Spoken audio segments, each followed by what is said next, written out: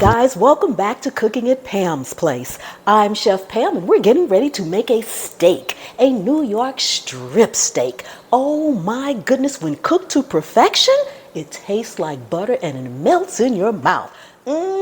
Delicious! And guys, if you want to learn how to make all kind of homemade food and dishes, easy, simple, made from scratch, take a second and subscribe to the channel. Make sure you turn on that notification bell so you'll always get my recipes every time I upload one. And then just keep hanging around because I have a whole channel full of recipes that'll get you there.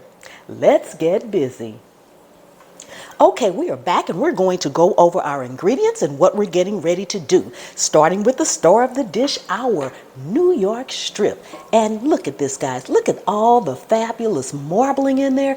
That's what you want to look for when you're buying a steak, no matter what steak you're buying. And the only other thing you're going to need is a little salt and pepper. And I've got some butter flavor Crisco here. That's for my pan. Now, I am actually using a grill pan. So we're going to see if we can get these grill marks on here to look really, really good. Okay. Now, you can do this in a skillet. The heavy bottom skillets work best. So if you have a regular cast iron skillet, you want to use it. Okay, I think it's time for us to get this New York strip made. Okay, so as our grill pan heats up, we're going to go ahead and season our steak. We're just using salt and pepper. I know you might say you want a little garlic powder on there or something like that, but whatever you season your steak with, make sure it's in granular form like what salt comes in as opposed to a powder like garlic powder, onion powder, or anything like that, because the powders will burn. And you want to get a good sear and a good crust on your steak. So you don't want it to burn, but you do want it to have that nice crust on it. So we're just going to sprinkle this with salt and pepper, and it's also good to have your steak dry. Make sure your steak is not dry. Make sure your steak is dry, because if it's not, it will steam and you won't get that perfect crust that we all want on our steak. So we just want to salt and pepper both sides according to your own taste buds. So you might want to go in with a little less salt, a little more salt. After that, as you can see, we're getting a little smoke on our grill pan. So I'm going to go in with this shortening. Generous amount, and we're just going to make sure we rub this all over. Now, because I am using a grill pan, we're going to try to get our grill marks on here really nice, even, and looking pretty good. So what you want to do there, if you are using a grill pan inside or you're outside on your grill out there, typically your grates will be going from 12 o'clock to 6 o'clock. From up here to down here, they'll be going this way. So what you want to do is place your steak, your meat, your chicken, whatever you may be grilling on there, typically between 1 and 2. Then when you get ready to flip it, you're not going to actually flip it on the other side. You're going to pick it up and lay it the other way between 10 and 11 on a clock. So remember, between 1 and 2, and then between 10 and 11 o'clock. Okay, I'm going to put a little bit more on here. So I want to make sure it's oiled very well. Although the steak is not going to cover the whole thing, you want to have that oil on here. You're going to also need something to press down on your steak with. Now, you can use your hands, but that may get a little hot for you. You can use another heavy bottom skillet or pan will work. I actually have a press that I'm going to be using. It does have the grill grates on that side, but that's not going to matter because that's not the side we're cooking with. So that's just what I'm using to press down on the steak to create the grill marks. And if you're unsure and you don't want to overcook your steak or something, then on the other half, don't worry about the grill marks. You got them on the top half. Come on now. Yes.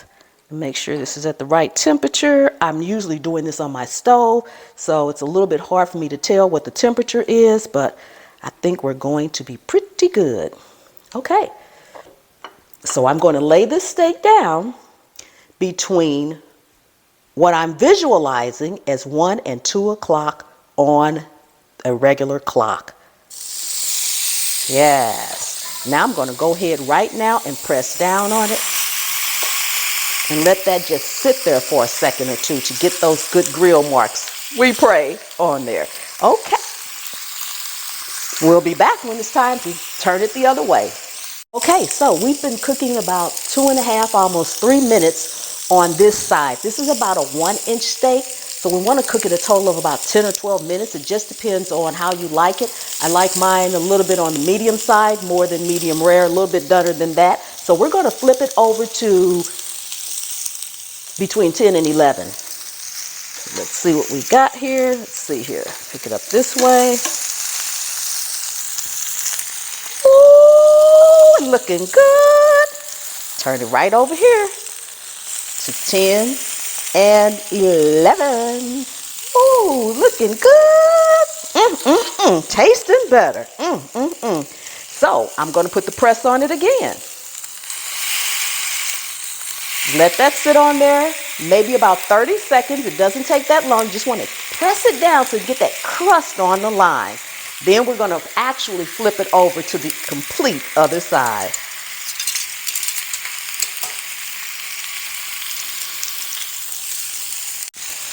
Okay, let's go ahead and flip it completely over to the other side. Ooh, look at that, look at that. Doesn't that look amazing, guys? Let me bring you guys up close so you can see these grill marks. Delicious! Oh my goodness.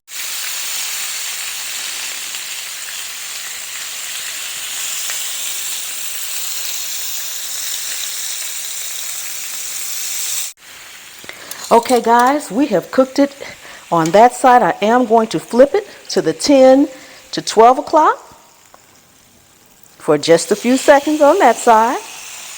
And then after that, we're going to be done because it does not take long to cook a steak unless you want it really tough. Thank you all so much for coming in and hanging out with me today in my kitchen. I really do appreciate each and every one of you guys.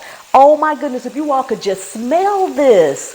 Come on now, leave me some comments and tell me what you think about these grill marks. I really would appreciate that. And give me a thumbs up because I did the thing, I think. I'm proud of me, if nothing else. So give me a thumbs up for the video, guys, and share it out. Share it out, share it out. Okay, we'll be back when it's time to remove it. Okay guys, we are all done. Doesn't that look amazing? Look, the juice is still running out of it. Yes, yes. Now typically you wanted to let it rest. It has been sitting for a couple of minutes, but not very long. So we're going to go ahead and slice into it. And I hope I am getting this across the grain because I'm not good at that. Oh my goodness, oh my goodness. Yes, just what I like it because I don't like all the red and the pink in there. But look how juicy that is. The juices are running everywhere, guys. Oh my goodness. Yes. And I will see you next time. The good Lord willing and the creek don't rise.